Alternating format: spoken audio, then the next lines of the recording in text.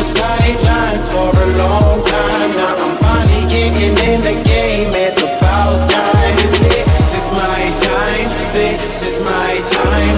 The only thing I consider impossible is losing. I've been waiting on the sidelines for a long time. Now I'm finally getting in the game. It's about time. This is my time. This is my time. The only thing I consider impossible is losing.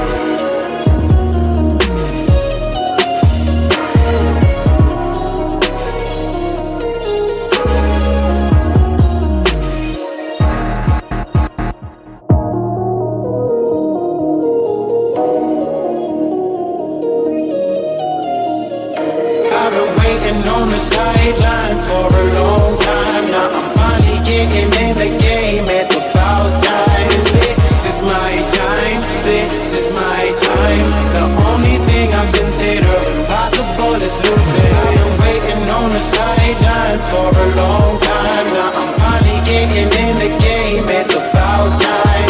This is my time. This is my time. The only thing I consider impossible is losing.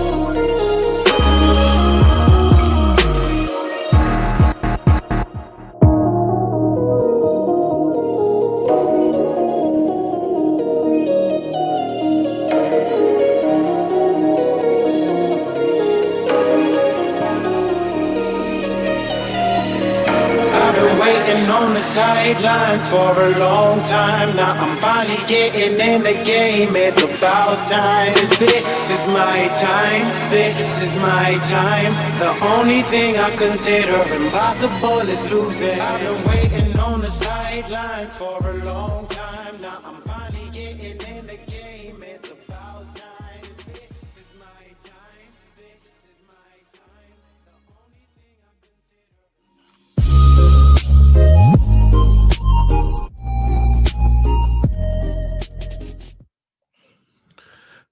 What's up, ladies and gentlemen? Welcome back to TDPHINSTALK, home of the real Miami Dolphin fans. I hope you all are having a blessed morning. This is a new week, and we are here. We are live.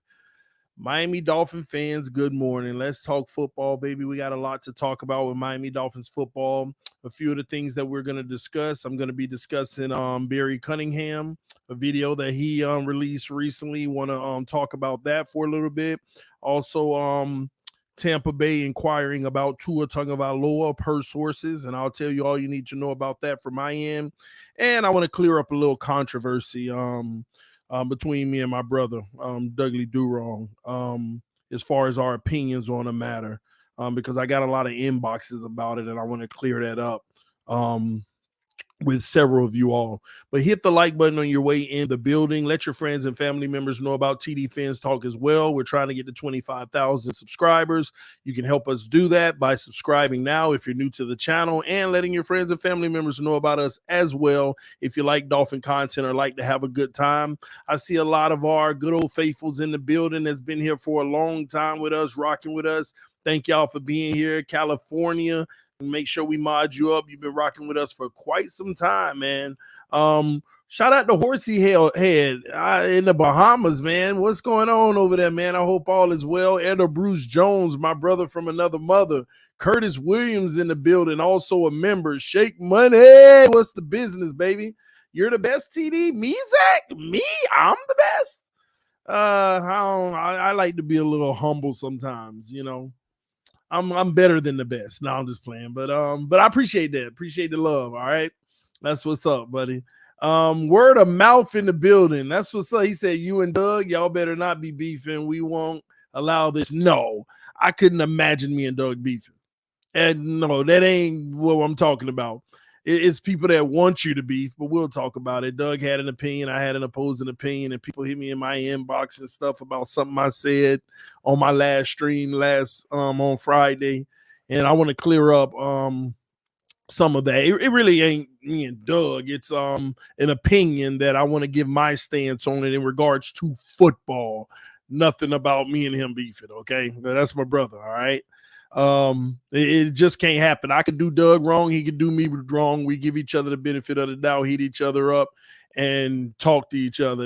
I couldn't see it. I can't see us having an issue. I couldn't possibly see us having an issue. But things happen. Brothers even fight, but this ain't the case. All right. Oh, okay. That's the two ears then. Well, maybe. Yeah, maybe. All right. Pete takes in the building. Pete, man, boy, Pete be well around on these platforms causing chaos. And I love every bit of it. All right. I love it. All right.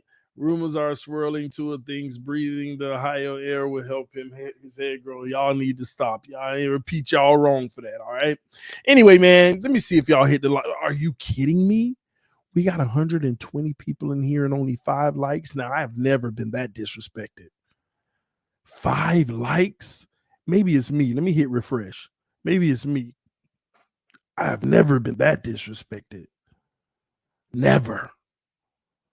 Yeah, it was down there. Can y'all help me out, man?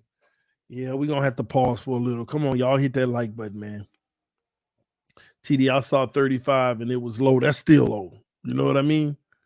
That's still low. Y'all help me out. Hit the like button, man. Come on, y'all. Y'all help the channel out. We don't start till we get 100. Well, we don't try to start till we get 100. I was the 5th like, TD. Salute to you, homie. Man, all y'all. Thank y'all. It's you, TD. I know, but it was still low. It was still low. Right now, we're at 64. Punch that like button. All right? Punch the like button. You need to create TD baseball talk. I don't know much about baseball at all, other than the fact that I'll go to a game when I actually drink. I don't drink anymore like that. I'm not gonna say I don't drink, but I don't drink. I probably ain't had a drink in a little minute now. But it's not to say I won't have a drink ever again. But right now I don't drink. But that's the only reason I would go to a baseball game is to go all the way, sit all the way at the top, like 2 in the middle of the day, and just kick back, relax, and have a few. And I understand the game. I watch the game, but I don't know the players. I don't know none of that. So I don't talk about stuff I don't know about. But as I learn it, I may get into it. Okay. That's sweet tea. No, it's not sweet tea. It's peppermint tea with lemon. And it was just hot, and I put it on some ice. So it's also watered down with a little honey. All right. What happened to you and your wife YouTube channel? Well, I actually converted it. We still have the let me pull it up. I actually converted it into my channel because I'm going to do a podcast soon. Any night now, I'm going to launch that. And I've been like having my room like reorganized on the opposite side. And, I'm going to have TD Sports Talk in my podcast. And I'm just trying to get it all together. But, she's been very busy. She's finishing school right now. Yeah, she's finishing school. And this should be the end of it come this year for school. So we want to focus on that because it's a lot that we're dealing with. School, podcast, this, that. It'll be too much. But you'll see it. She's actually gonna be doing some things coming up soon on her Instagram and stuff as well. So check that out. Anyway, let me see. We got 77 likes. Do we have anybody else that want to hit the like button? We're about to get started. All right.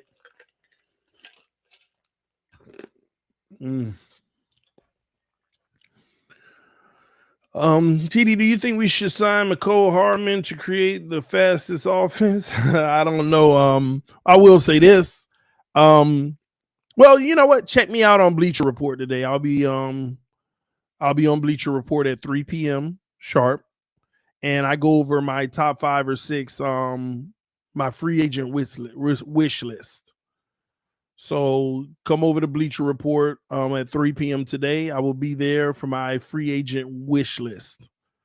You know, my 5 top free agents that I want the Dolphins to go pick up. And I put a lot of thought into it. So come on over to Bleacher Report at 3 p.m. today. I will be live on Bleacher Report, giving you my free agency wish list. All right, so hit that like button. We need 16 more likes. We're almost there, guys. Punch the like button so we can go ahead and get rocking and rolling. Tua learning jiu-jitsu to fight Chris Greer. LOL. I'm over that jiu-jitsu stuff. I don't care who tries to explain it to me. You can't explain to me how that's going to help him fall better. You can't. I don't care if a jiu-jitsu master was like, yeah, well, actually, in the art of jiu-jitsu, it masters in falling. Leave me alone. Okay? I don't care. Well, you're just uneducated about it. Then I will remain ignorant on this point. It ain't finna help avoid him getting concussions, okay? All you got to do is go look at every single one of the hits he got a concussion. That is not avoidable. They wrap both legs. He has no control over his body, and it's straight back. It ain't no, I mean, come on. Straight back is like what? He's supposed to, in a millisecond, like just, he must be got the time stone from Thanos or something where soon as they wrap his legs, he can time stone, slow down at 8 milliseconds. I should shift my body right here. Stop. Just ridiculous, man. I'm just over people trying to sell it too. It's embarrassing. Y'all embarrassing us talking about that crap. Other fan bases laughing. It's freaking embarrassing. T-Rich said they're working on neck muscles too. What they got to do with his brain? What they got to do with his brain? When it hit, it hit. When it hit, it hit. Oh my gosh. Let me stop. All right. Just showing some love, TD. Beyond the details, man. The most humble thanks I can give you, bro. Thank you. Everybody who show love, I appreciate you. Y'all do it in different ways. Those who just tell me it's just as appreciated as those who donate their hard-earned money to show me love. And I always reference people giving me their hard-earned money. I'm going to be honest, as an influencer, it's the biggest honor technically because it's like it's your hard-earned money. You go out there and you work hard for every penny you make every day. So when I see 99 cents come across all the way to whatever the biggest is, it's always greatly appreciated. And it's kind of humbling because it's like, man, I appreciate y'all. You think that much of me. I just appreciate you. I don't want to say too many words. Thank y'all. Oh, my nose feels dry. Anyway, we need 3 more likes and we're at 100. I told y'all we're going to hold you to it today. We're going to get these 100 likes. 2 more likes. 2 more likes. All right. Let's rock and roll, ladies and gentlemen. Y'all ready to get started? Let's do it. Let's do it. Let's do it. All right. Barry Cunningham. We want to open the show talking about Barry Cunningham because y'all told me about Barry last week. I don't know how I never knew about Barry. I think I've heard Barry Cunningham's name a lot in the past year. I just think maybe I automatically assumed another beat writer. You know, I just didn't know he was a YouTuber. And I'm so grateful for y'all telling me about him because I enjoy checking him out over the weekend. But it's funny to me. See, y'all shouldn't have shown me Barry Cunningham because it just, y'all know that just fed me. It was like, oh my gosh. Oh my God. I tried to tell y'all. First of all, I have the utmost respect for Barry Cunningham. Okay. We appreciate you, TD. Cloud Life. Thank you, homie. Thank you, brother. I have the utmost respect for Barry Cunningham. I ain't watched much. I watched enough. I was checking him out, blah, blah, blah. Barry Cunningham is exactly, and it is my view. Y'all can think different. He can think different, but it's almost like he's me with a slight opposing view. It's that simple. Barry Cunningham, I urge you all to listen to Barry Cunningham, and here's why. Because he's honest. He's honest. He believes in Tua's long term, but he does not shy away from calling it how it is. I don't believe in Tua's long term, and I'm not shy of calling it how it is. I didn't think there was a perfect yin and yang out there. This is the perfect yin and yang. We are the same, with the only difference is he believes if Tua is healthy, he is a franchise quarterback. I believe if Tua is healthy, he is still not a franchise quarterback. But everything else seems to be a very shared vision. All of the stuff we talk about is pretty much in line. T-Rich said, let's get a collab stream. It's funny you said that. I actually messaged him this morning to see if he would be interested. So I don't know his personality and how he is with that stuff, but I have reached out. I don't reach out to many people.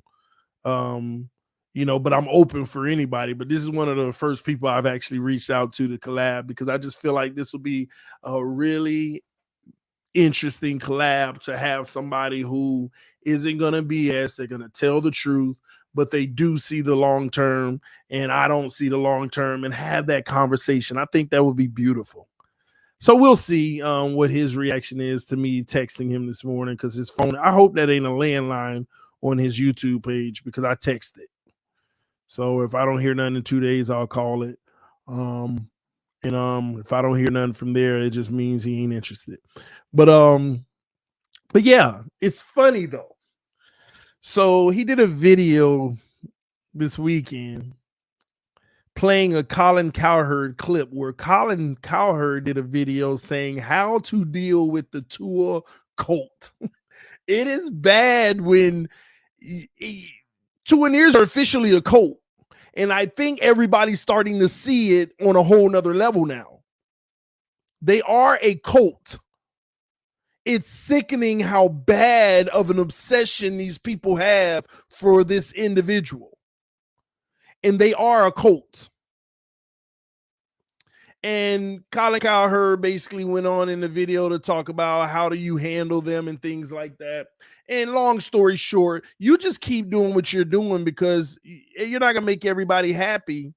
And they're going to talk trash about you, talk bad about you, call you every name, but they still watching. And I had this conversation with y'all over a year ago. They still going to watch. I put it in my song. We got another W. The haters, they don't like to lose.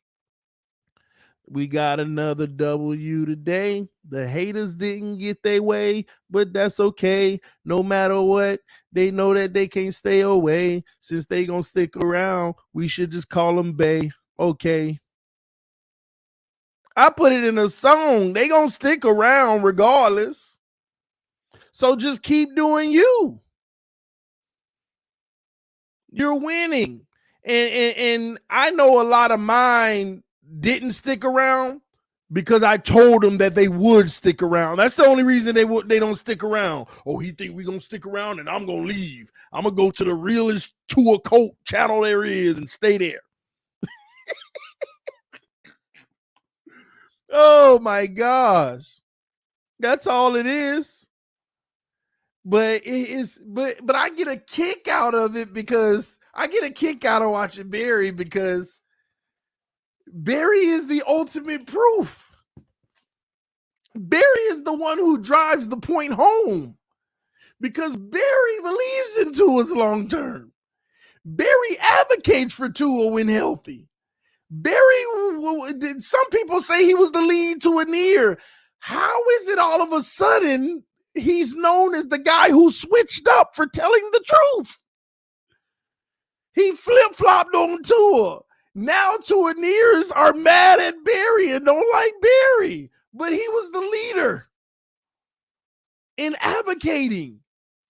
He's proof that you can't win if you're being honest, objective, and unbiased. So the truth is, I don't think he switched up. He still believes in Tua's long term if healthy, but they're mad at him because he's telling the truth.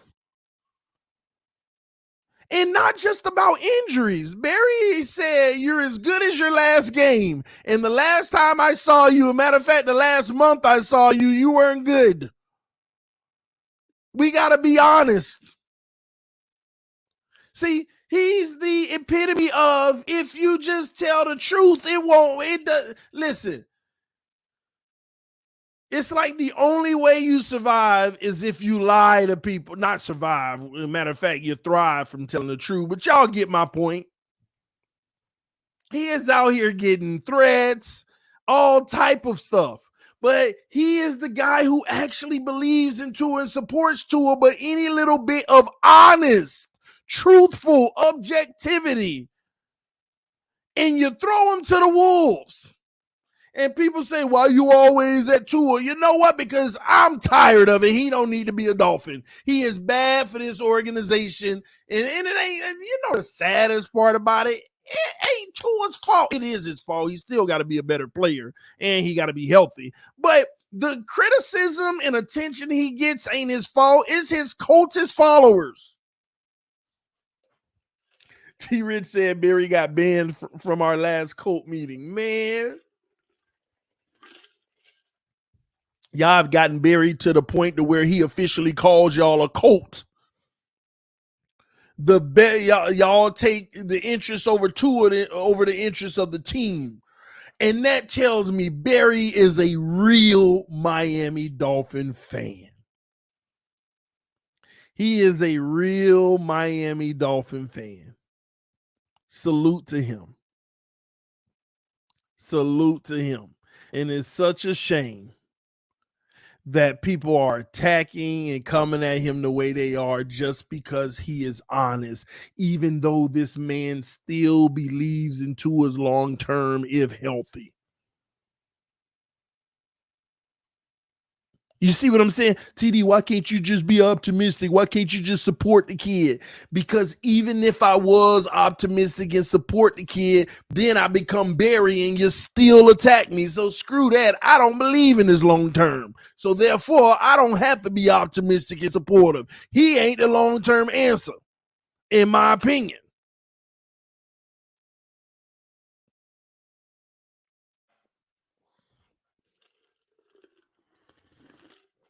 Oh my gosh. Y'all introduced me to Barry Cunningham, and sure enough, that's all I needed to see. Even if I supported him, but we're honest about him, it wouldn't matter. Still get attacked. That's how bad this cult is. That's how bad this cult is. And I'm glad somebody who actually believes in Tua and has sung his praises and supported him all this time is calling it out. Now, this is where I don't want y'all to dive too much into it, but this is where I get disappointed with a lot of our community. YouTubers, Twitter squares, Instagrammers, beat writers. This is where I get frustrated with my peers, I would say. Anybody who creates content. Barry is the example of keeping it real. Some people they can't be honest and keep it real like Barry because they fear the consequence of the people who follow them, subscribe to them, all of that.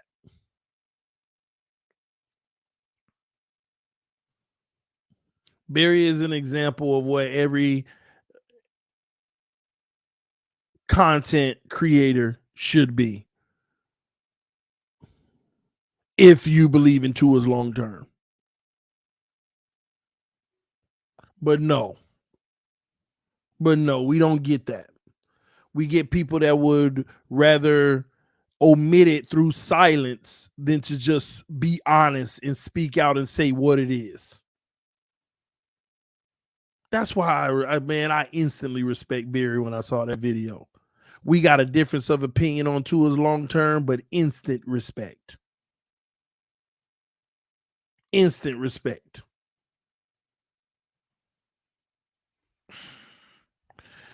Barry pulled the okey doke on the Tua ears. But this the thing. I don't think he pulled the okey doke. He just pulled the honesty. He believed in Tua in his long term, probably sold his praises, but all of a sudden he evaluated and said, you can't stay healthy. That's not good for our organization when there are better options out there. And a matter of fact, let's not sit here and act like he's played a high level consistently. You're as good as what you've done your last game. And it's honesty. But that also shows you people out here want to be lied to. He was just honest. He came with the straight truth. I'm not saying he honest in the truth because it's in line with what I believe. But it is. Everybody knows it's the truth. Even Tua knows it's the truth. They just mad that one of Tua's biggest advocates is telling the truth because it's not favorable for Tua. Especially when you're one of the big advocates. Wolverine said, love your show, TD. You are a true Fins fan. Man, thank you. Thank you, man. Y'all be loving on me, man. And I ain't gonna lie. You know, y'all be giving me the big head sometimes. Be like, man, your boy be doing it, man. People really enjoy the show. And I had somebody recently that I was helping give them information about the channel they wanted to start. Man, y'all don't understand when certain people say things like, man, you make my day, you get me through X, Y, and Z. It's huge, y'all. It's huge. It's definitely a booster and a motivator. Love y'all, man. Adam Sadowski, been a member for 4 months with the Pro Bowl status, said, love your channel and honesty, bro. Thank y'all. Thank y'all. I just keep it a buck. Now, my truth and honesty doesn't believe in his long term, so I give you what I believe. Barry's believing him long term, so he gives you what he believes, but I respect Barry big time with the honesty. And this cult is attacking, and it's the funniest thing to me ever because it shows you're not allowed to be objective about Tua. Nothing that man said is biased or hating. How can he hate on somebody he believes in? How can he hate on anybody he believes in? Now are y'all gonna say Barry's a Tua hater now? See, that's what ruffled feathers. That's why people are so outraged with Barry right now, because you can't call him a Tua hater. They don't even feel right saying you're a Tua hater. They just mad. And that's why, it was glorious. Thank y'all for letting me know about Barry. It's just so glorious. I watch it and I'm like, wow. See, the truth is out there, and the sad part is we all know the truth, but they don't want it spoken. They want everybody to just accept it and be blindly loyal, and let's just put it all in the kid regardless. Like, ladies and gentlemen, Patrick Mahomes could tell the Chiefs today, I don't care what y'all say, I'm not playing for y'all no more. Trade me or I'm retiring.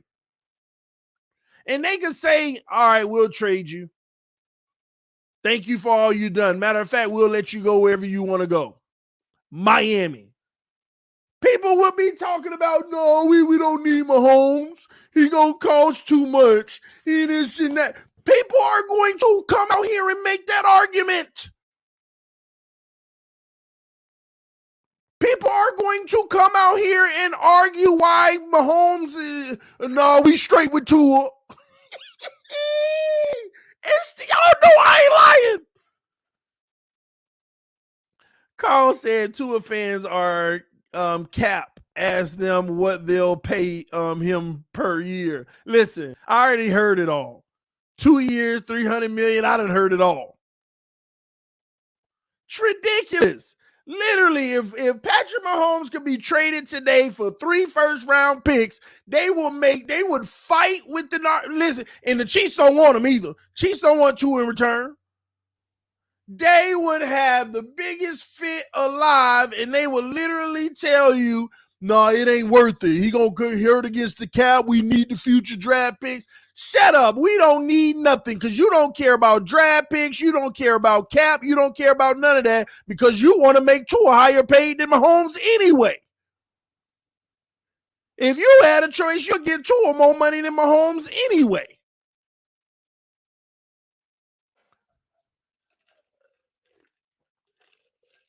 Y'all wonder why the climate is what it is in regards to Tua.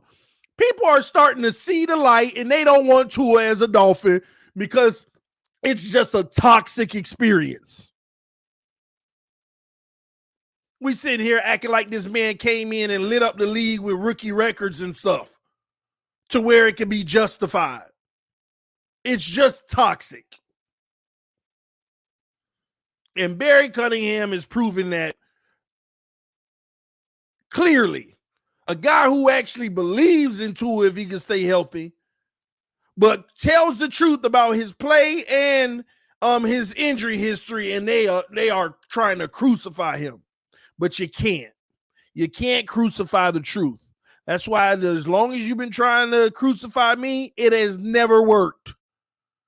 I don't lose real people. I lose people who are actually biased. I lose people who get in their feelings because I tell the truth. And I do it arrogantly to you sometimes because you need that in your life.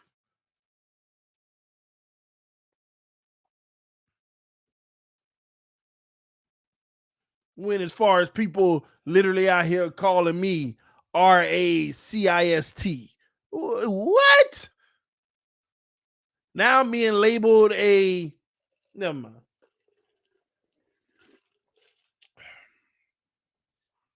I don't know how that happened, but okay. Okay. It's crazy, man, these people.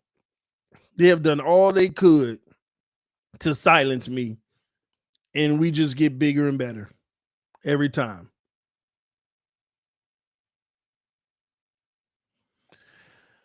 Oh, you never wavered, TD. That's why I respect you a lot. And if you are wrong about anything, you take responsibility for it and get on the right side.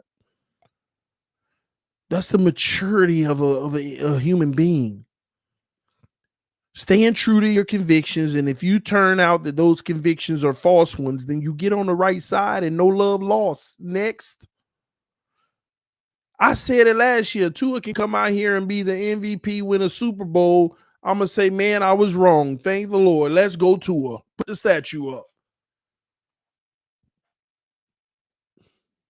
Do I ever believe that's going to happen? No.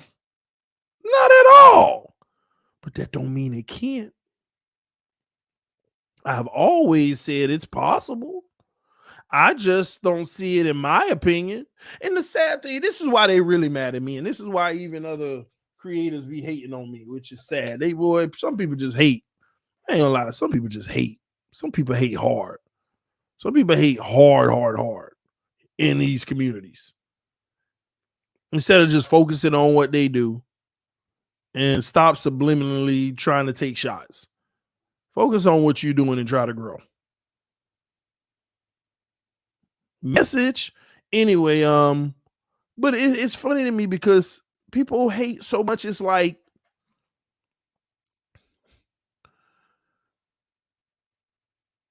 I've been consistent from day one. This didn't have. I had a pre-draft analysis of Tua Tagovailoa, and watch this. Out of the many proclamations that I made before we even drafted him about him, where have I been wrong yet? They are still waiting on the moment I am proven wrong. But here we are 3.5 years later, and not a single point has been proven wrong yet. When it comes to Tua Tagovailoa, everything I've said about him, where have I been wrong yet? And I am still waiting on that moment. Time will tell, and I am prepared to be wrong because it ain't a big deal if you're wrong, because mature people just get right. When you find out you're wrong, then just go get right.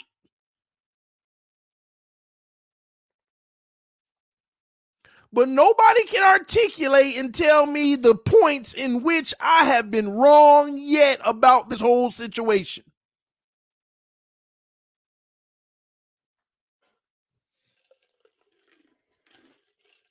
Pre-draft, I told you. I gave him an incomplete pre-draft grade. For all y'all who new to the channel in the last 3 years and don't remember from day one, I didn't know Tua. Everybody like tank for Tua. Who is this Tua we tanking for? Alabama quarterback. I say, oh, the one that threw the national championship touchdown that made everybody go crazy. Oh, okay. I didn't have an opinion. I was holding a Tuesday night panel conversation, and I would listen to the fellas talk about him. I didn't even have an opinion. I sat back for months and ain't say nothing about Tua because I ain't know nothing about him. So respectfully, I don't say nothing about him. I heard what all of them said about the one of the best. He's gonna be a great, and I shut my mouth. And I said, well, if we're gonna be drafting this kid, let me go find out who he is and give my own opinion. I've already heard everybody else's. So I go and I watch him throwing the wide open receivers 90% of the time. I watch him with 10 seconds to throw the ball 90% of the time. I watch him with a complimentary run game. I watch him getting the ball on the favorable side of the field. I watch all of that. Okay, I can't learn nothing from that. I only learn from when things are tough, when the competition is tough. How does a kid execute when it ain't separation and you got to make that dime? So I didn't get to see much of that in college. So I said, screw all these highlights and all this regular film. Let me go look at all the ranked teams he played in college. Tua played 7 ranked teams in college. 7 ranked teams. Vanderbilt twice. But he played 7 ranked teams in college. And out of all his interceptions, they were against the 7th ranked teams. And I think it was only like 7 or something like that. Vanderbilt twice and then once in another game, but whatever. And I was evaluating. I said, okay, what's going on with these ranked teams? He still had his highlights. There were still wide open receivers, but some of those games were a little tougher and tighter. And I saw where the coverage was tight. He wouldn't throw the ball. I saw where coming across the middle where you had the trailer that was tight. He would throw it behind a little bit. And what I noticed, even when he completed balls in college, those wide receivers would be reaching backwards. Those wide receivers, I just wasted all my tea on the computer. Those wide receivers would be jumping up in the air. Y'all give me 1 second. I don't want sparks to start flying. Boy, 2 in ears got me nervous, man.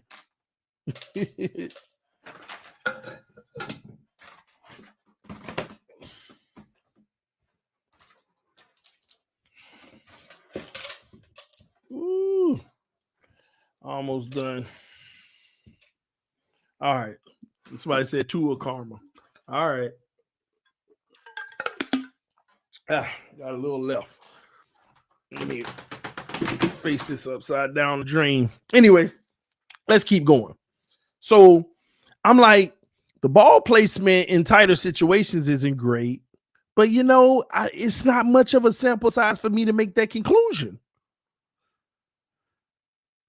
It's not much of a sample size. And then whenever he played Clemson and the big dogs, they baited him. And I noticed this thing that he does. I said, dang, Tua can't read defenses. I said, I don't want to make that conclusion, but it don't look like he can read defenses. He is a master at mechanics, and he manipulates safeties like nobody else. That was a pre-draft analysis. I said, I noticed he'll look the safety off from the right and he'll come back to the left, like in single high and stuff. But I said, but he not even reading if the guy on the left open, he just automatically assuming it because it's so fast. He's like, he back the pass, looking right, and he already throwing the ball before he even looks left. And I'm like, he's not even reading that. What if the coverage is tight? That could be a pick. But I said it happens so rare that I can't make that conclusion. And then I was like, I think he's just used to them being so open that he just believes they're going to win their battle anyway. So just put it up. I ain't got to look. I ain't got to read the defense. And I was like, I don't think he can read the defense, but I'm not going to make that conclusion because it's such a small sample size because everything is so perfect. Everything is so perfect. Everybody's always open. So anytime they're not open, it's a rare situation and he folds, but it's still so doesn't happen much. So I can't make that conclusion. It's unfair to him. And my conclusion was he can't read defenses. When he is under pressure and man-to-man coverage, his ball placement is terrible. He can't process the levels of the field. But lucky him in Alabama, he had it easy. So I said, I was asked to give a final draft evaluation. I told everybody that, and I said, here's my grade, incomplete. Because everything that I'm saying to you right now, it's unfair to put that on him as a fact because it's such a small sample size. I need to see more, but we're not going to get that opportunity in college. We got to wait till the NFL.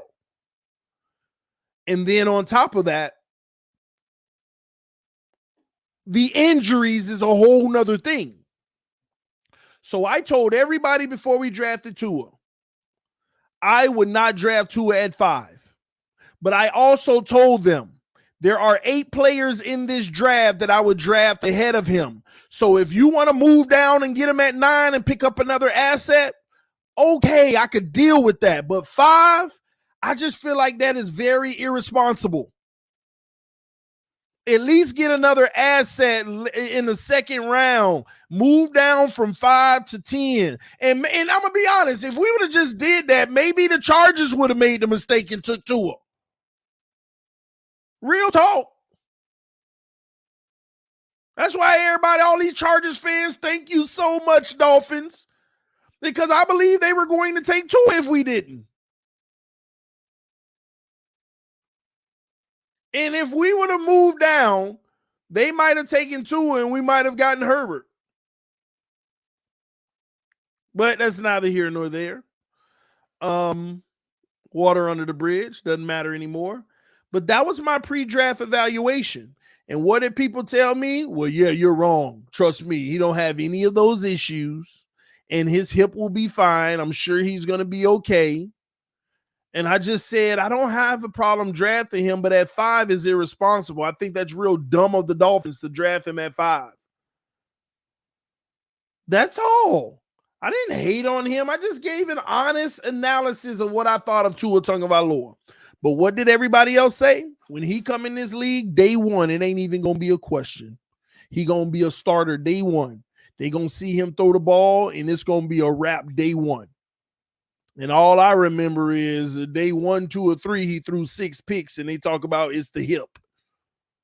But even though all the doctors cleared him, his personal doctors, the team doctors, they cleared him from the hip injury. You let people tell you the hip was an issue the first 2 years, it is crap. Now, he may have not been in the best shape or whatever you may say, but the hip was healed. Well, TD, that injury could take over a year. He was cleared. Now, whether you were in great shape or whatever it was after that, that's a different story. But his doctors and the team doctors cleared him 100%.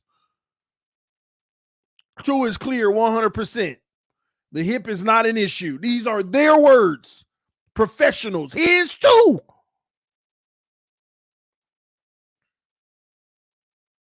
Now, maybe he needed to get a little stronger in the hips and all of that type of stuff because he hadn't been able to work much, especially with the COVID. But that's what it was. So at the end of the day, when he got into the NFL, a lot of my incompletes were confirmed, and a few other things were added onto that list with Tua in the NFL. One of the things Tua still struggles with is ball placement. As many as he throws on point, he has just as many off point. At least half of those are still complete. But ball placement is the main reason why we're one of the worst teams in the NFL this year with yak. No, we are the worst team in the NFL with yak percentage. And it's simply because of ball placement. Almost every deep ball he throws, at least 85% of them are underthrown, and that is a fact. Stop trying to give me a clip of the 3 all year he threw in stride deep. Out of the 25 he threw,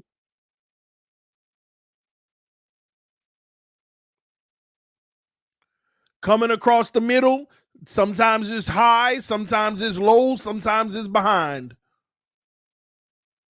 But he drastically improved in the intermediate. He was phenomenal in the dink and dunks. Now he's one of the worst in the league in dink and dunks. I don't know how he flip-flopped. He was one of the best in the league dinking and dunking and trash intermediate. Now it's the exact opposite. He is one of the better quarterbacks across the middle, and now just trash in the short game under 10 yards. And it truly flipped, y'all. How it was before with Flores, he'll take all the underneath, and the intermediates will be wide open, and he won't throw it, or he'll misfire it. And now it's the exact opposite. He'll take all the intermediates. Now the shallow will be wide open when none of the intermediate is open, and he won't dump it down. And even if he do, it's terrible ball placement or just a bad pass, especially in the flat.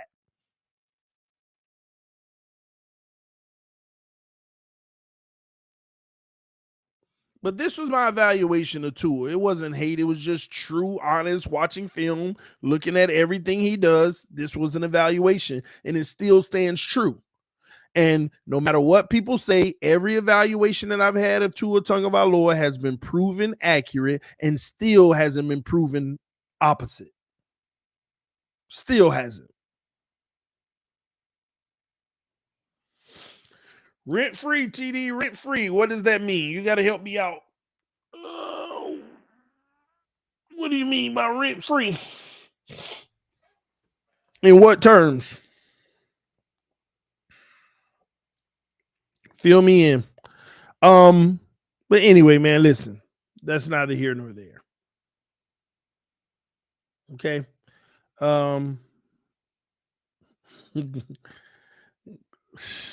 Tua in your head. Yeah, he stays in my head. But you can't say rent-free. That's the funny thing about it. Especially with some of you men. Grow up. For you to sit here and tell me rent-free. Do you not see the screen right now? Scant Dollar just told you it wasn't rent-free. Scant Dollar, appreciate you, homie. He telling you right now in your face, it ain't rent-free. Tua don't live rent-free. People hearing what I'm saying and they showing their appreciation for me telling the truth. It ain't rent-free.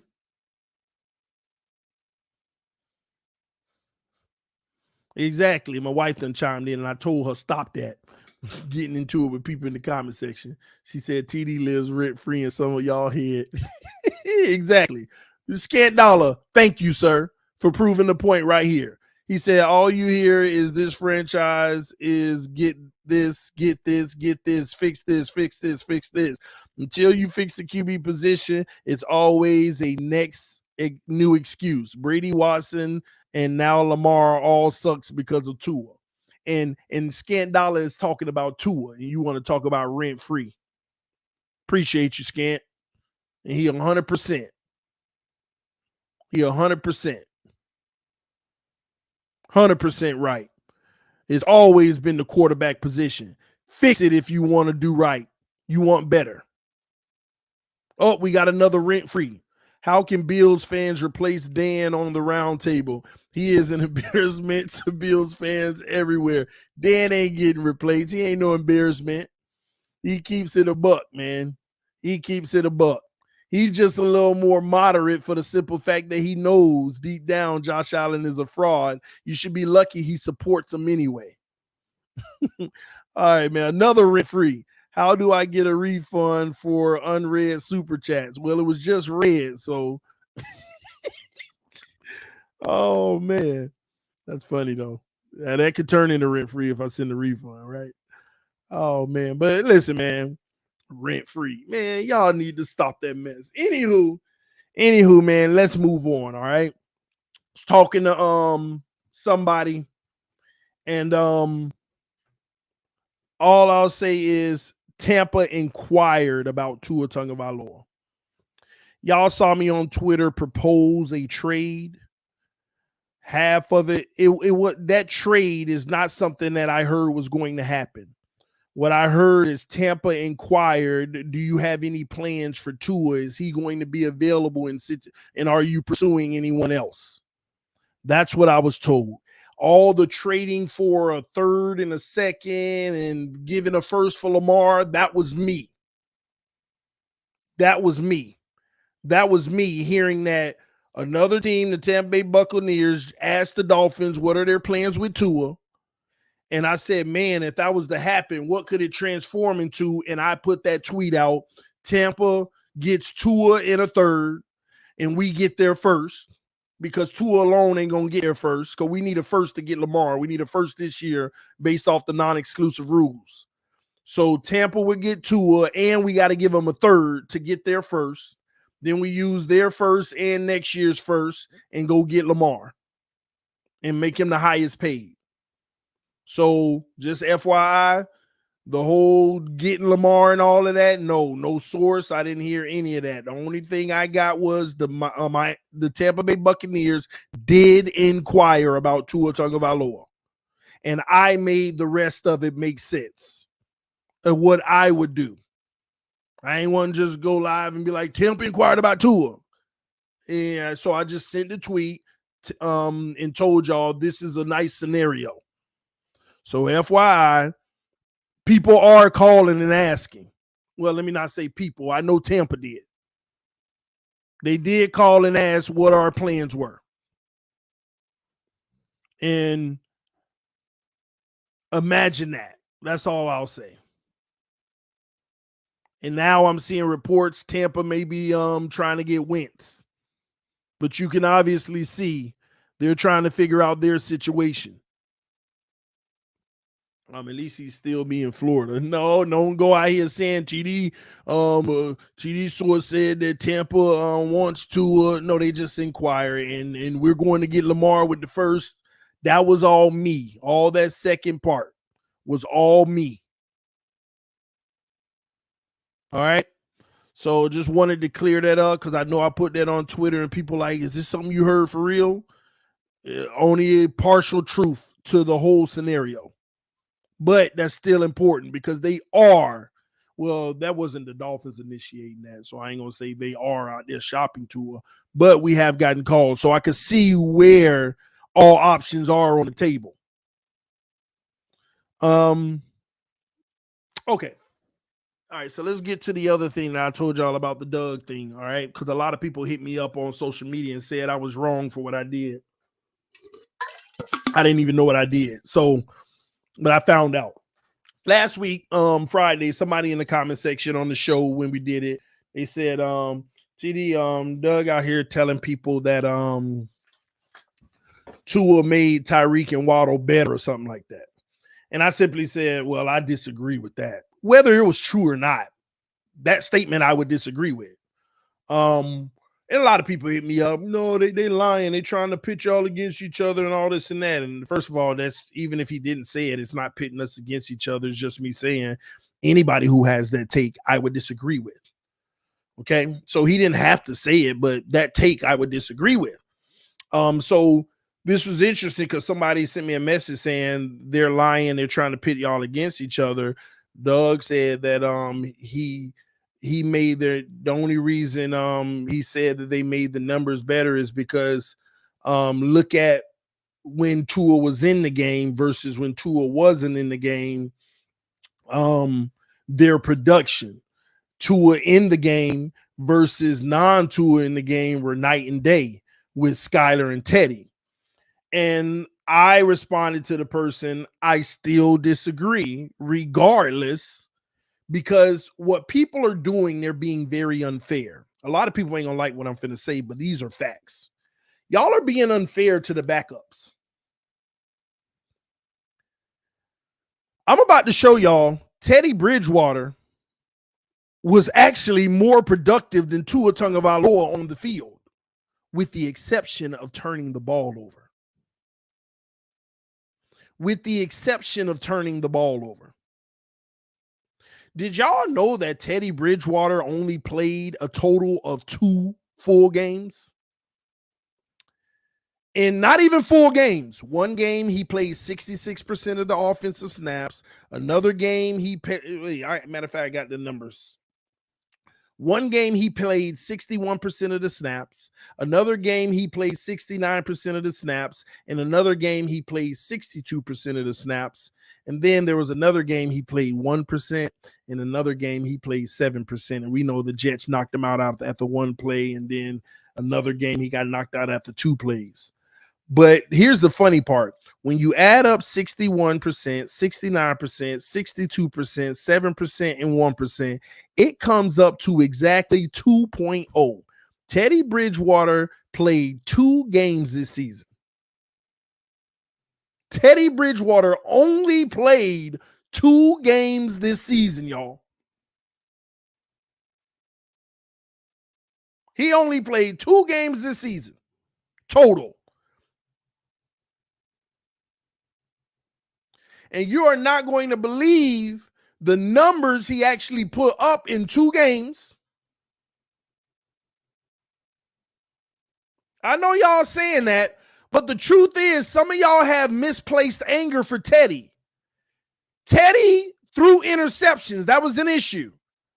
But you're really mad at Teddy's durability. Teddy put up more yards per game and did better with Tyreek and Waddle. And most of y'all don't even know this. Let me break it down. Do you know that in the total of 2 games with Teddy Bridgewater, Tyreek Hill had 309 yards? You didn't know that, did you? When you back out Skylar and Teddy's numbers, Tyreek Hill averages about 98 yards per game with Tua. With Teddy Bridgewater, he averages 154.5 yards a game. You didn't know that, did you? 309 yards came from Teddy Bridgewater to Tyreek Hill in a total of 2 total games. Jalen Waddle, you back out Skylar and Teddy's numbers? With Tua, he averages 74 yards a game. With Teddy Bridgewater, he averages 68, 2 less yards a game. Mike Gesicki, I ain't even got to give you the numbers. He was better with Teddy Bridgewater. Y'all already know Mike Gesicki's season. Better with Teddy Bridgewater. And you know who else was interesting? Sherfield averaged 28 and a half yards a game with Teddy. 19 with Tua. Mostert averaged 24 passing yards a game with Teddy. 11 with Tua. Wilson averaged 22 yards a game with Teddy. Excuse me. 26 with Tua, 4 more with Tua, with Wilson. But y'all don't know this, do you? So my only point to the matter was stop saying with Tua and without Tua, because what you're doing is making Teddy pay for Skyler's production, a 7th-round rookie. And you're trying to blanket it together. Teddy Bridgewater, Tyreek Hill averaged more with Teddy Bridgewater than Tua. Waddle, pretty much the same thing. All the role players, slightly more.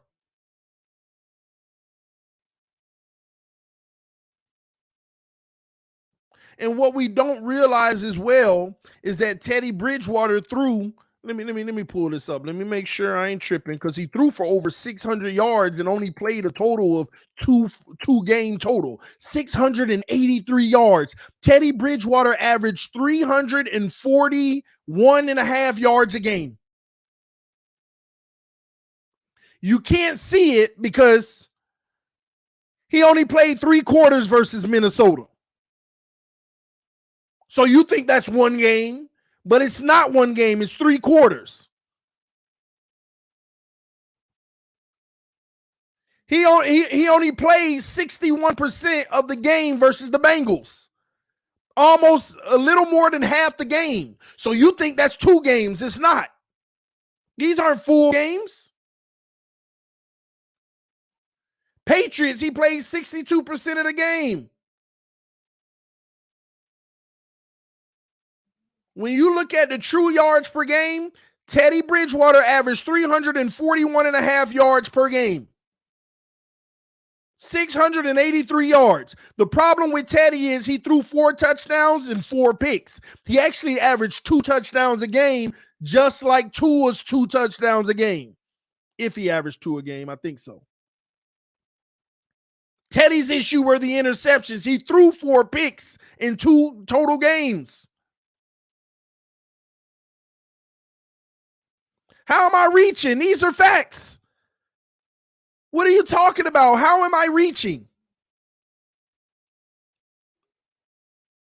How am I reaching?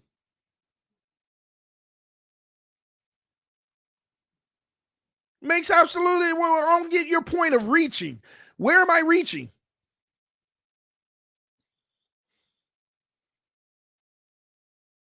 Y'all can't even explain how your logic on how I'm reaching. It's only 2 games. Exactly. It's only 2 games, but y'all okay talking about with Tua versus not with Tua, even though them other guys only had 2 games. See, you can't have your cake and eat it too. Which one is it? If it's only 2 games, then you can't hold it against them either. Well, they didn't win. It was only 2 games. Tua got 2 losses. More than that.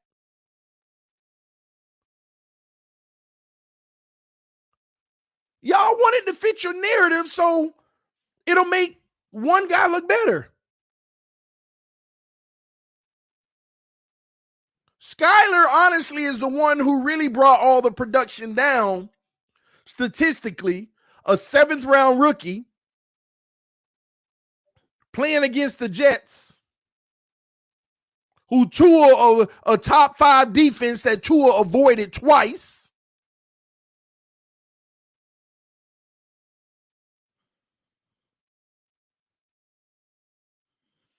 The reality with Teddy Bridgewater, and then on top of it, I'm not going to make excuses for his 4 interceptions, but most of the time we were down and he was trying to bring us back. Y'all remember the Cincinnati game where he took over? We were already down. We had a chance to win at the end of the game, and he threw the pick trying to bring us back. Minnesota game, he didn't even throw the pick. Waddle caught it and then didn't catch it, and it got picked. The real misplaced anger with Teddy was his durability. We were over it. We were mad at Teddy. Jets game, first play. Oh, he out. Oh, my gosh, man, I'm done with Teddy.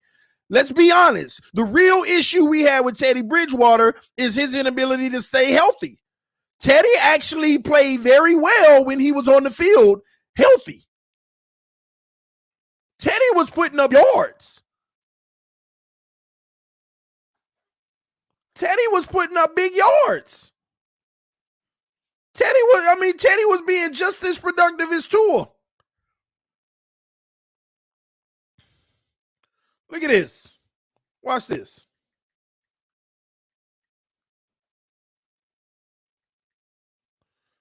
Watch this, y'all.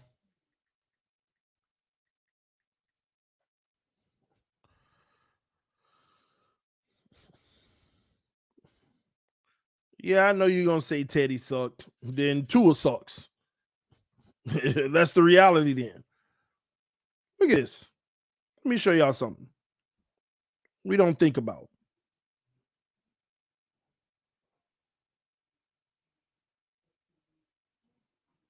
All right.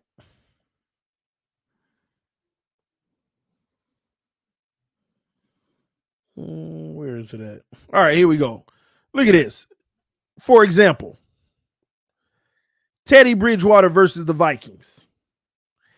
First pass of the game from Teddy Bridgewater across the middle to Gesicki for 17 yards.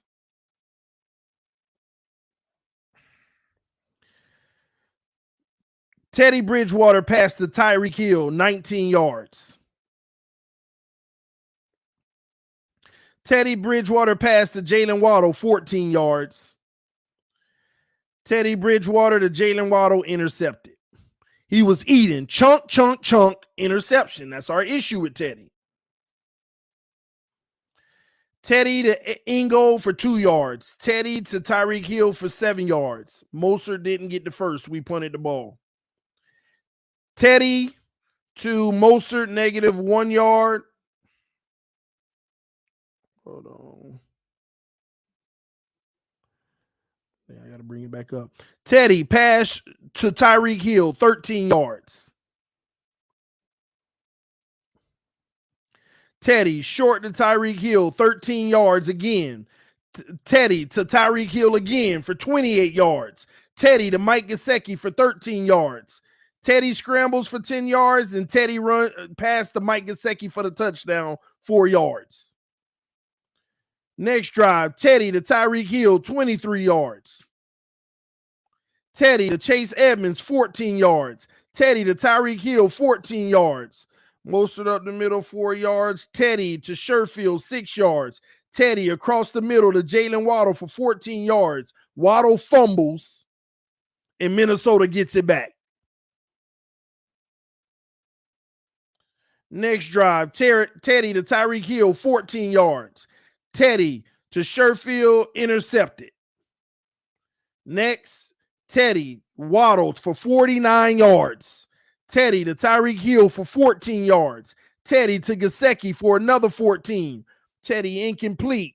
Penalty on Brandon Shell for 5 yards.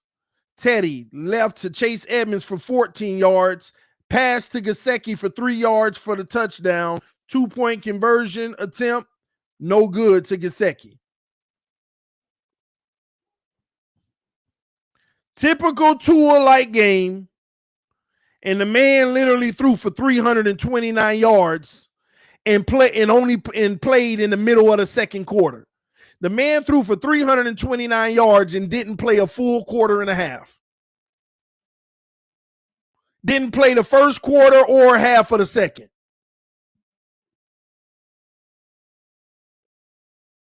I'm not throwing a narrative. I'm giving the facts. This is the production Teddy was given. And this ain't the only game.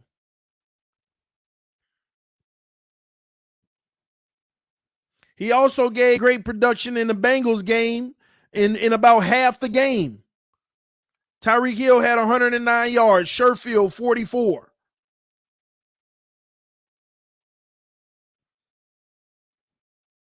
Half of games.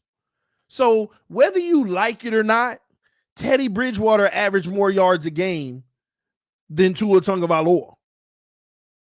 Teddy's issue were interceptions, and we know for a fact one of them wasn't his fault. Waddle caught the ball and fumbled and gave it to the defender. How dare you spin a narrative by telling the truth? No, they don't want to hear it. So, ladies and gentlemen, going forward, when you hear this narrative of Tua in the game versus Teddy and Skyler is a total difference, stop putting Teddy in that. Skyler, yes, but at the same token, it's a 7th round rookie. It don't sound as appealing when you do that, do you? And I'm the one with the narrative. How convenient is it to put Skyler stats on Teddy to make him look even worse? The issue with Teddy was his availability and turnovers. But why am I going to be all gung-ho about Teddy's 4 interceptions when Tua had 3 in Green Bay, 2 in Baltimore? That's 2 games where he put up 5 interceptions. But it's only 2 games, so it's hard to judge a sample size, like you said.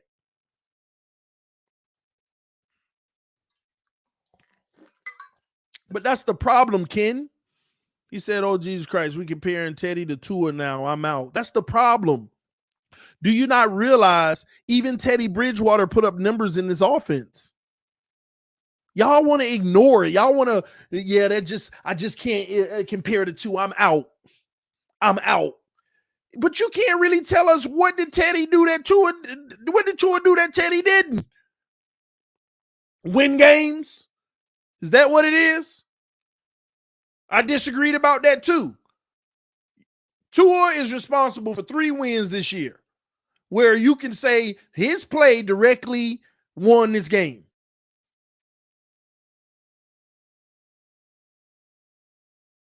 It's that simple. Teddy couldn't get the TDs. He had 4 TDs in 2 games. He had 4 touchdowns in two games. 2 total games.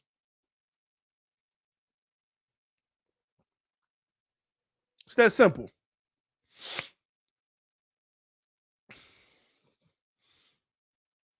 Teddy never been in top 10 stats in anything. Well, I get that. I mean, when you look at his pace this year, he could have been.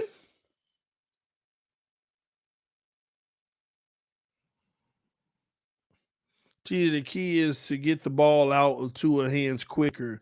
Do you think that's even possible?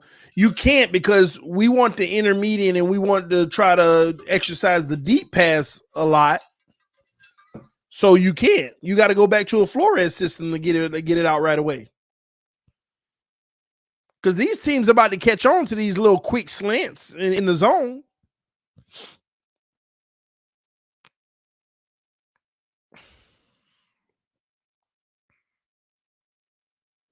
Tua has 6-1, but we gonna act like it's everything else going right.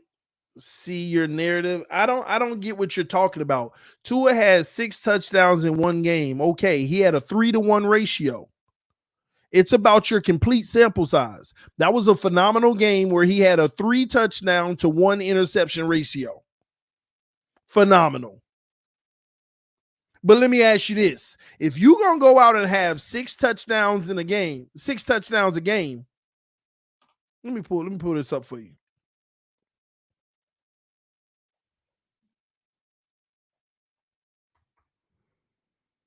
If you're going to go out and have 6 touchdowns in 1 game,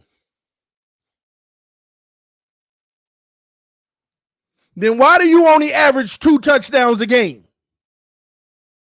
You see how crazy that is? If you're capable of having 6 in 1 game, you only average 2 a game.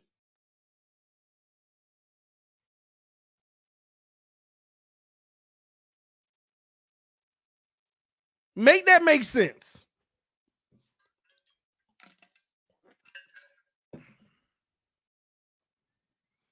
Y'all keep forgetting how much of a heavy weight that 1 game was towards his overall stats.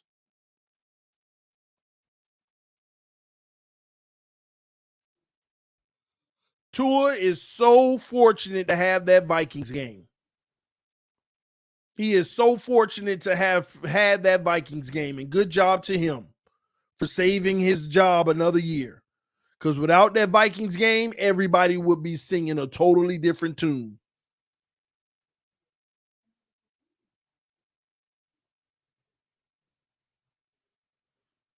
Yeah, not Vikings, Ravens. Forgive me. 6 touchdowns are rare in one game. I get it, but if you're capable of 6 touchdowns in the game, I expect you to be the type of person that at least got a few fours, a lot of threes.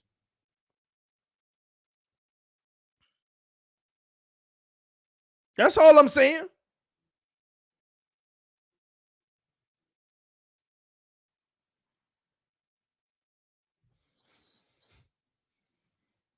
Come on, man.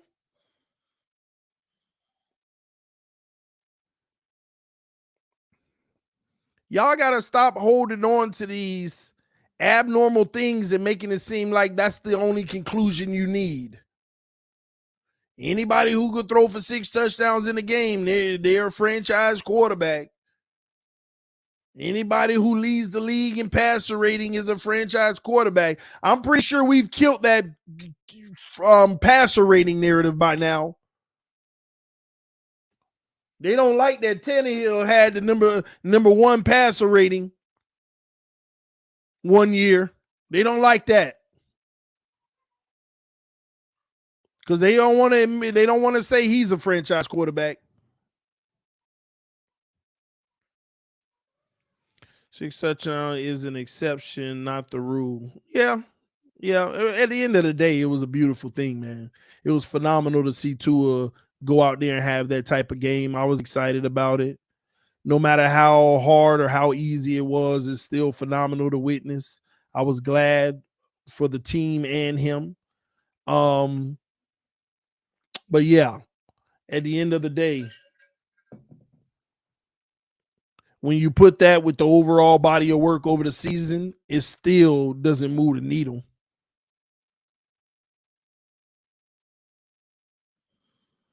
Somebody said he's had lots of threes. 3 ankle surgeries, 3 concussions. He has some 3 touchdown games, but that's what's interesting to me. When you got a 6 touchdown game, you got like let me pull up per game. Y'all have to understand how many games of 0 and 1 he may have to average 2 a season, but you got 6 touchdown game, 3 touchdown games. I mean, you had a lot of games where you were under 2 to end up with 2.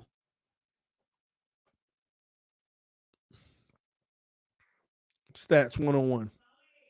Yes. No. Yeah, give me.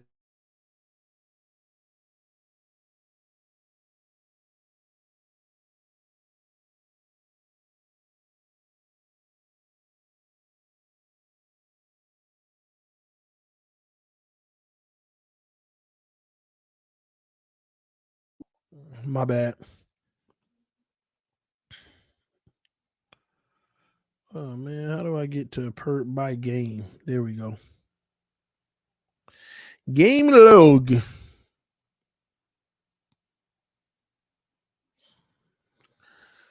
You made a way. I don't know. Yeah, I mean it makes sense. First game, 1 touchdown. Third game versus Buffalo, 1 touchdown. Cincinnati, no touchdowns, even though it was a half a game. Pittsburgh, 1 touchdown. Houston, 1 touchdown. Chargers, 1 touchdown. Green Bay, 1 touchdown. That's pretty much what it is. That's why it evens out because he had so many games of 1 touchdown or 0. 7 of his games were 1 touchdown.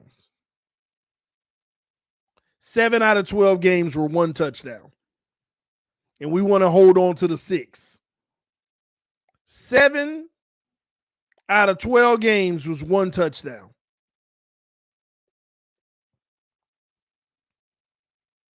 Miss me with that, man. That's why he ended up with a 2 touchdown average. But yeah, he got games with 3s and games with 6. Tua was legit behind Mahomes in MVP race before he got injured. How you gonna say all these other QBs better? I don't know who you're talking about, but I will address that though. Y'all need to stop the crap. Y'all need to stop the crap.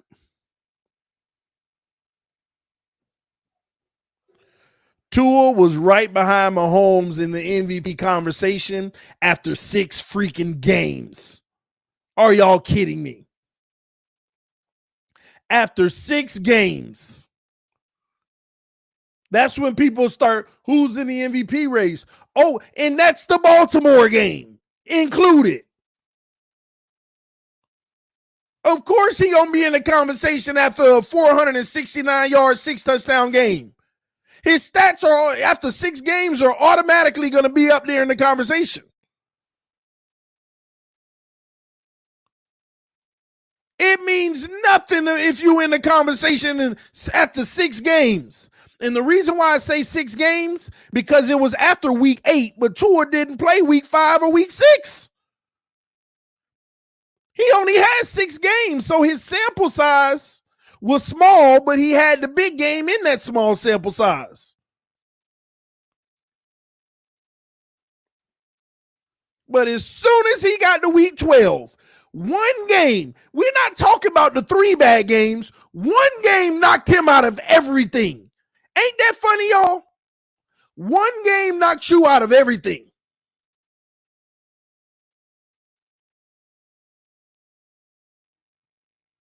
One game knocked you out of everything. Nobody cared nothing about you being in the race in week 8. Josh Allen was in the race in week 8. He was in the race in week 8. But what's more impressive is that Joe Burrow sat there and had like 1.5 bad games early in the season, and he quote unquote wasn't in the race. And all of a sudden by week 12, right back in it.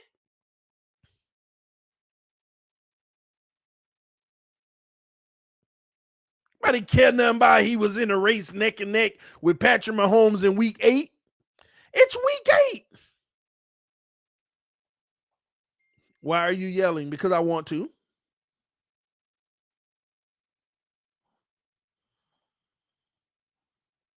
Gino was in the race. Gino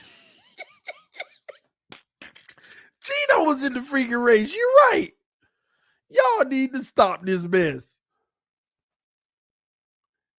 Y'all heard a few people say Tua Tagovailoa is in the MVP race. What he's done over there has been impressive. He had a 6-touchdown game versus Baltimore, 469 yards. He's averaging this. Y'all not understand that 469 average, what that does? Let me help you out. MVP candidates, they average about 280 yards a game, right? Somewhere around there. That's nice. Tua had 190 yards he got to play with. So what he was able to do with that 190 yards, you might as well say he could add an extra 30 yards on every game. And the average is real high. Of course he's going to be, when the initial race in week 8 come out, who's in the MVP race? They don't look at the games. They go straight to the stats.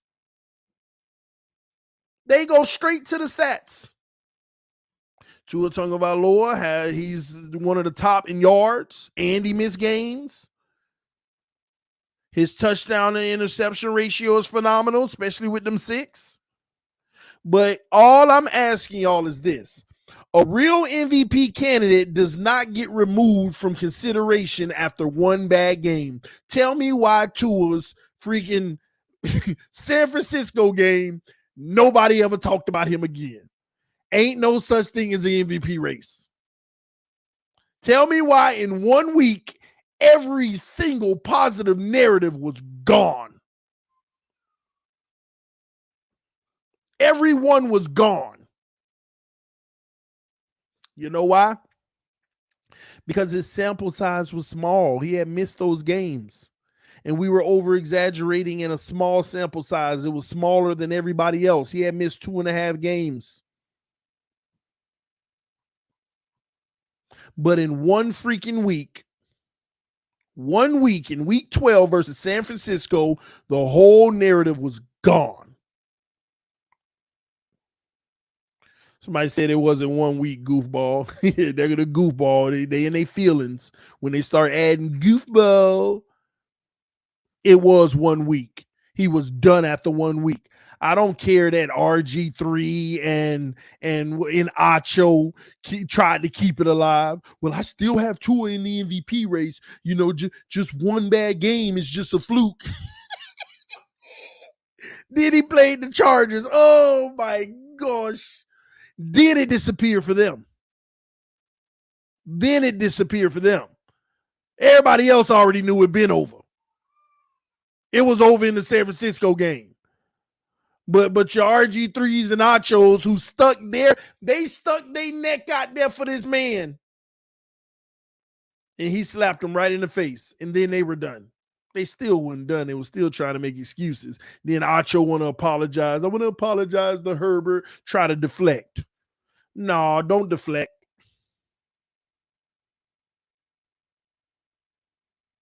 Don't deflect.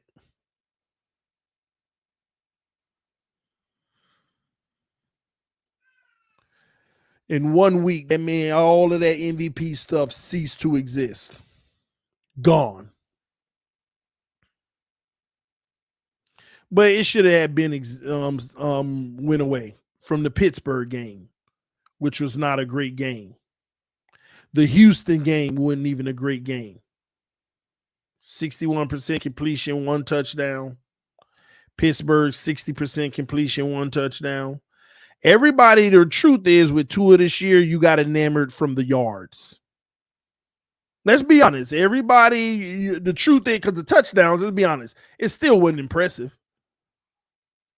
Like, to save our life, we need to get you 35 plus touchdowns to be one of the real quarterbacks. Regardless that you ain't played that many games. That's an issue in itself.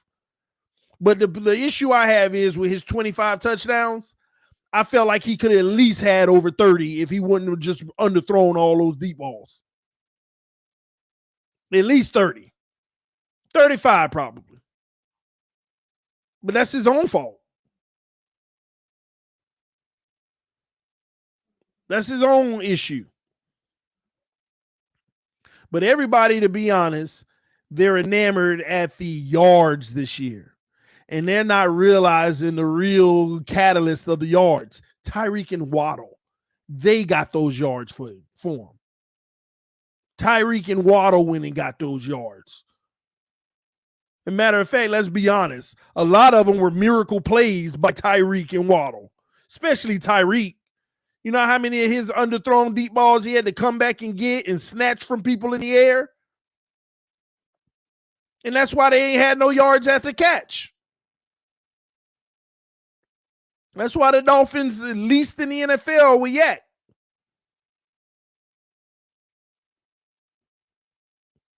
But you're blinded by how many yards Tua got credit for. That's the only thing you're going crazy about this year is the yards. Think about it. 3,548 yards. Divided by 12 and a half, roughly. 284 yards a game. That's big time. That's big time. I'll be honest, I couldn't imagine that. I thought 265 this year. He 284.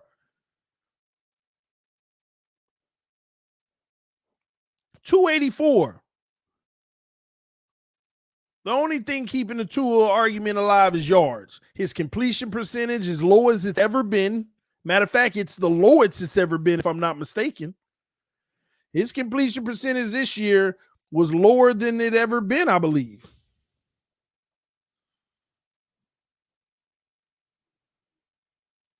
Let me see. Make sure I ain't tripping.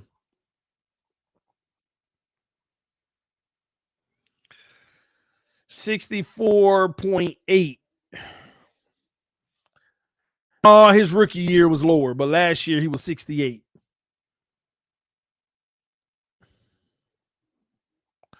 Shout out to Carol City 305 said Tom Brady is older enough to be Tua's father and can still put up more numbers than Tua. Facts. That's the crazy part. Everybody talk about, oh, Tom Brady wasn't great this year. I mean, then judge him on the same standard, you'll judge Tua then. You should be judging Tom off the same standard you judge Tua if that's the case. Tom was 67% completion percentage, which is higher. Tom had 4,700 yards. Hold on. 33.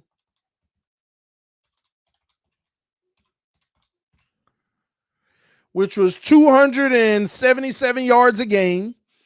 So 6 yards less a game, pretty much right there with him.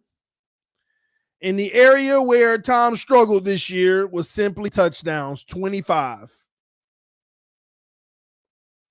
And 9 interceptions. So he had pretty much, was that the same touchdown interception ratio as Tua? Tom 25-9. What was Tua's? 25-8. So roughly Tom being 45, roughly the same. It's funny to me. So they were the same quarterback this year. And this is the year everybody was like, Tom Brady played like trash. Tom Brady didn't play good at all. That's funny to me. Tom Brady played like trash. He didn't play good at all, but roughly the same numbers.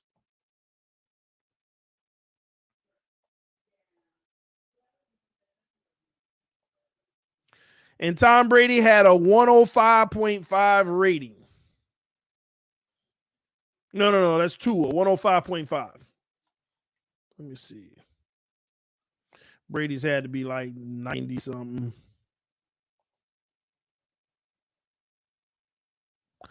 We comparing Tom Brady to Tua, bro. Well, that's what people were doing. That's exactly what people were doing.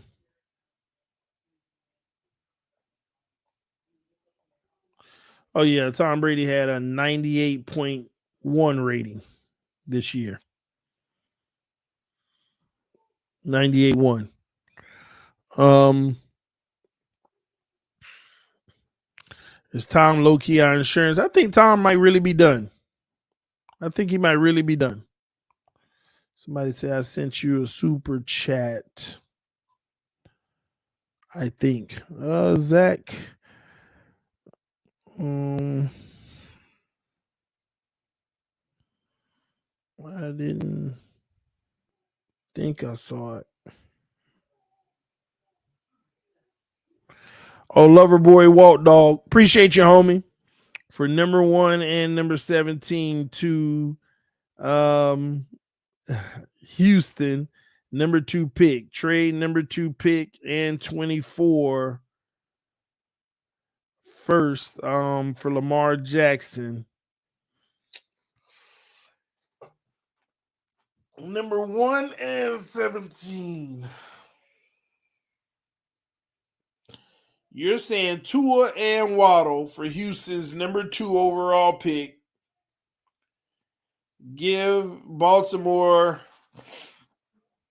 the pick and the next year's pick for Lamar Jackson.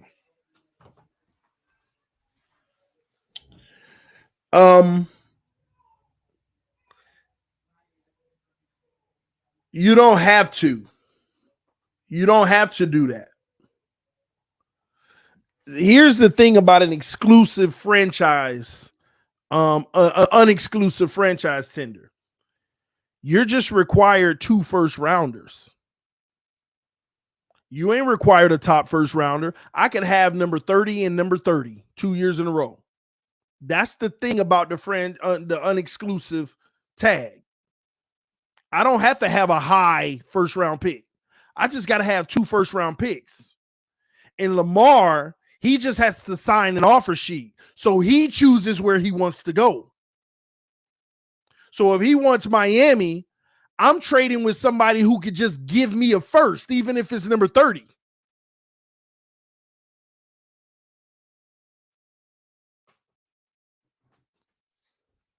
So if I can get number 30, first round, if I can go to the Chiefs and I could trade them something for a first rounder this year, if I can give them my 2 seconds, like you could call the Chiefs and say, hey, I'll give you my second rounder this year, my second rounder next year. Let me get that late first round pick. And if they give you the first round pick, all you got to do is say, hey, Baltimore, since you did the unexclusive tag, we just signed Lamar Jackson on an offer sheet, make him the richest paid, and we got 2 first round picks. And if they don't match it, he's ours. If they match it, that's why you better make them the highest paid. Make them do what they didn't want to do in the first place and fully guarantee it. If they match it, then it is what it is. If they don't match it, he's ours. But I didn't have to give away Waddle. You see what I'm saying? So the non-exclusive tag, you're not required to, it's not like Baltimore can say, nah, that ain't high enough, we're going to decline it. They can't decline it. All they can do is either match the offer you signed Lamar on, or he's gone. They got to take whatever 2 first round picks you got. So no, you don't have to, and that's another thing. It's not you getting outbid by somebody with better draft picks. All you got to do is have the 2 firsts, and if Lamar wants to come to you, he's yours if they don't match it. People are like, well, we got a better draft pick, we can get him. That's if they trade him outright. Pick up do a regular tag and trade him outright. So they might, I don't think they're going to do the non-exclusive tag for that very reason I just told y'all. I think that they're going to franchise tag him and try to trade him to someone for a big ransom. I think that they'll franchise tag him and try to trade him, because I believe they'll get more that way. They're not going to get more on an unexclusive, because somebody's going to try to get the worst first rounder they can get. As long as Lamar want to go there and he signed the offer sheet, they're stuck with those 2 late first round picks. TD, how much would you pay Lamar? Well, let me say this to y'all. I'm not a fan of overpaying quarterbacks and paying them the 40 and 50 million. But knowing what I know right now, being in a 2-year window, I'm giving Lamar Jackson I'll do it smart. I'm going to give him a 10-year deal. And I'm going to make it worth $500 million, which is $50 million a year, right? But I'm only going to guarantee the $300 million. That way, it's not fully guaranteed, but it's fully guaranteed for what he wanted, as far as a 6-year $300 million. Because what that does, it gives me flexibility so that if I need to move off of him after 5 years, I can make his salary cap real low for the first 4 years if I want, and then spread out the dead cap over those voidable years in years 6, 7, 8, 9, 10. And not be in trouble doing it. It won't hurt.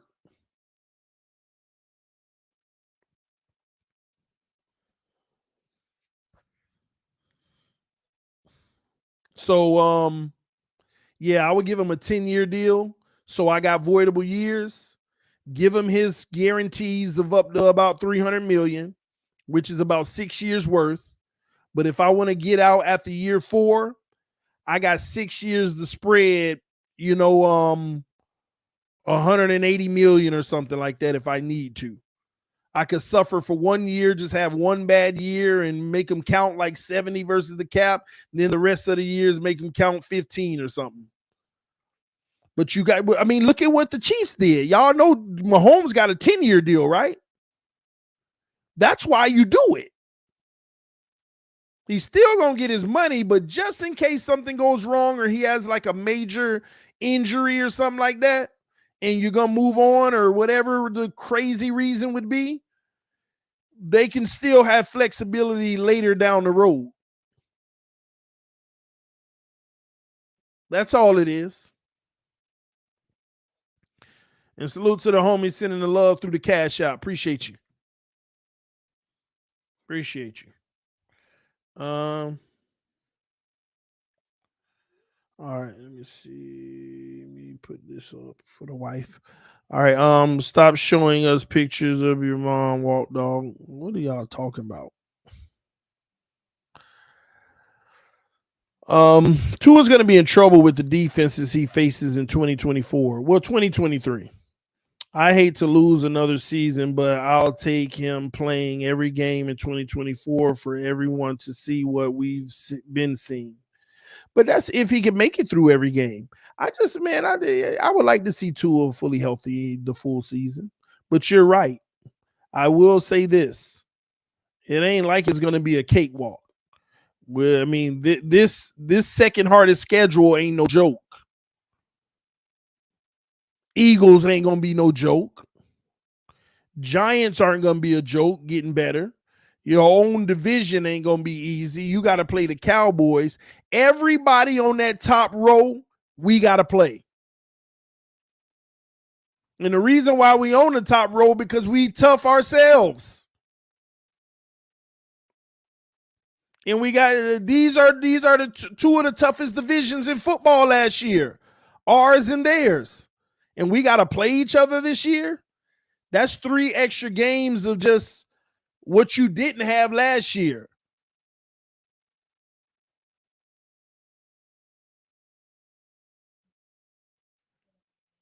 It's gonna be tough, and I think what we got the Chiefs this year.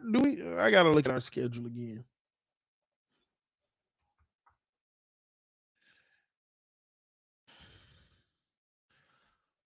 I gotta look at that schedule one more time.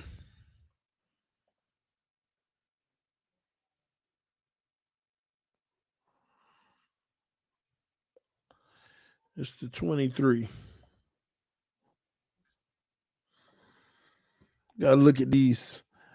Plus, Giants have no wide receivers. Man, Giants got an off season. We don't know what they're gonna have. They got a whole off season. You can't talk about what somebody don't have right now. Washington. I hope they don't get Lamar. Kansas City gonna be tough. The Chargers gonna be tough. We already know about our division. Denver with Sean Payton now. That's gonna be interesting. Raiders, hopefully they don't get Rodgers or Lamar. Dallas, tough. Now, Dallas is the game I want to see because they play that type of defense. You beat us, you beat us. That's what Dallas does. You beat us, you beat us. But we manning up, sending pressure. Man to man, sending pressure. Dallas plays that D, and it's bump and run, and it's in your face typically. I want to see how he does versus that defense if they keep it intact. I'm really interested to see how he plays versus them.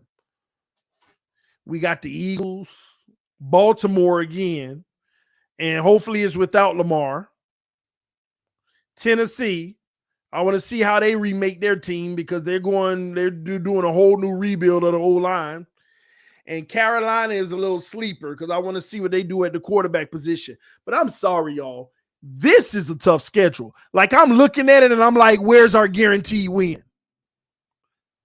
And the only team, my guarantee, and they not even guaranteed because we don't know their situation.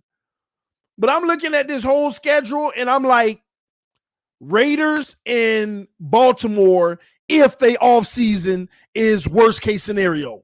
Baltimore loses Lamar and they don't get a good replacement. If the Raiders don't get a good replacement. Other than that, every week we got a slugfest. There ain't no guarantee every week. Yeah, we feel like we're going to beat Washington, but that ain't going to be no guarantee. Yeah, we feel like we're going to beat the Jets. That ain't no guarantee. Patriots ain't no guarantee. Buffalo ain't no guarantee. Yeah, we feel like we're going to beat Denver. Ain't no guarantee. This is a tough schedule.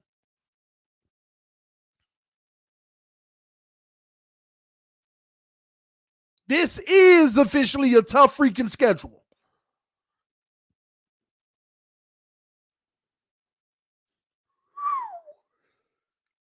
Man, this is a tough schedule.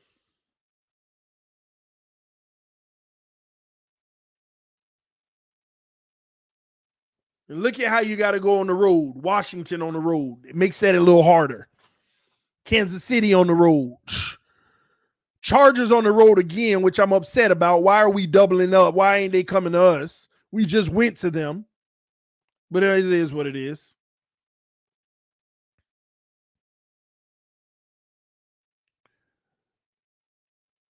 Eagles on the road. Now that is hostile. Oh my gosh. Eagles on the road? I don't like that. Baltimore on the road.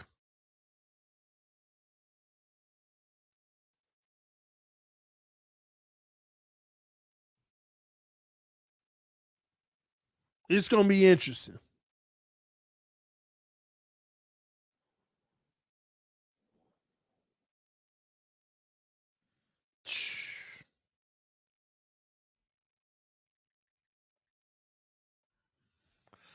Boy, oh boy, oh boy.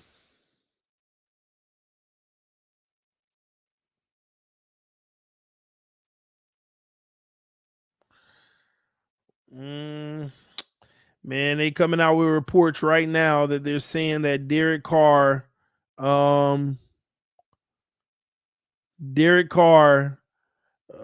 of his sources, a source close to Derek Carr, says he has a slight lean towards the Jets over the Panthers and Saints. I'm gonna tell y'all now, y'all ain't gotta agree with me, but now all of a sudden Saints have emerged as the front runner for Carr. They just back and forth.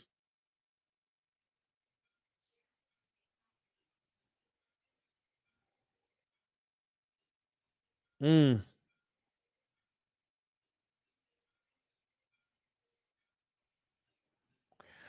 they're trying to say the Saints are the favorite, and they're trying to work out a deal with him.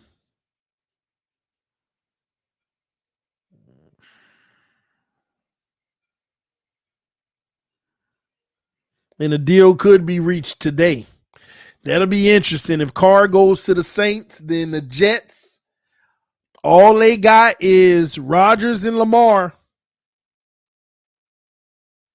And Lord knows if the Jets get Lamar, I'm done. Rodgers, that's already an issue, but at least they got to give up capital for him. I like that. The fact they got to give up capital. That's why I didn't want Carr with the Jets, because they get to keep all their first rounders and stuff and sign them. So they said a deal could be getting done with the Saints and Carr now. I ain't gonna lie. Derek Carr, I feel like that might be the chicken way out because it's easier, but it's better for him to have a chance to do something in the NFC, because other than the Eagles and the Cowboys, all that division, which they'll beat on each other, you ain't got much of a threat. This should allow him to go to the playoffs potentially. But I don't know. We'll see. We shall see. Anyway, man, we're coming up on the 2 hours. I'm about to take a break because I am going to come back and do some more streaming in a moment. I'm just going to go out here, check on the wife and the baby girl, make sure everything is good. But we're going to come back, and hopefully if I can come back, we're going to have an open panel, see what y'all think about everything that's going on. Again, this TD Fans Talk, home of the real Miami Dolphin fans. Appreciate y'all checking in. If you're not subscribed to TD Sports Talk, make sure you go subscribe to it, because when free agency starts next week, I'm going to be live a lot on this channel and TD Sports Talk. So make sure you subscribe to both. Thank y'all so much. Appreciate y'all. Love y'all. Fans up no matter what. I'll check y'all soon. Peace. I am out.